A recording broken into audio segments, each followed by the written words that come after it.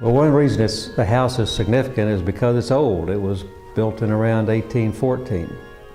That's over, getting close to 200 years old. The other reason it's significant, it was the home of one of our governors of Kentucky, Governor James Clark, who built the home and lived here with his family and is buried in the front yard.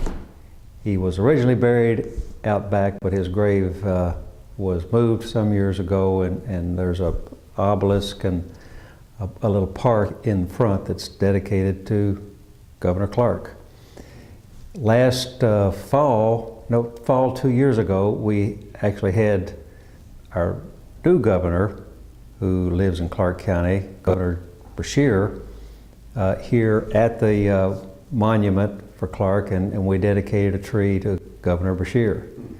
So we've had two governors that been here in Clark County and at Holly Rood. We've actually had a third governor in Clark County, but it didn't have anything to do with Holly Rood. We first noticed some damage to the interior walls where the plaster was effervescing, and we began to look for the cause of that externally, and we hired 3 different masons to come in and give us bids, and the mason that we took was the only one who did historic preservation work, specifically with lime putty mortars. And what we found when we opened up the external walls was that there had been a great deal of damage done by moisture getting through cracks that had been caused by using the wrong mortar. They used Portland cement when the building was restored in the 1970s, mid-1970s. And that moisture was coming in the walls and being trapped in the walls and then coming out through the plaster. So that's, we started working on this. We had masons look at it in the summer of 07,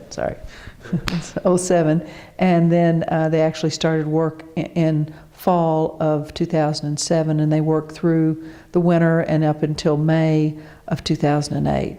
And at that point we were out of money, and so we stopped the work. But we do now have a pretty good understanding of what other work needs to be done in order to bring the building up to full stability.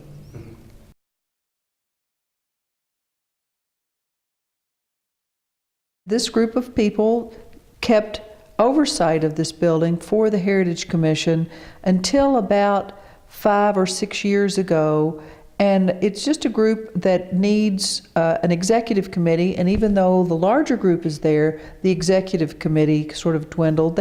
As people got older and just couldn't do the work or oversee the work, or moved away. There were lots of reasons that the group disbanded.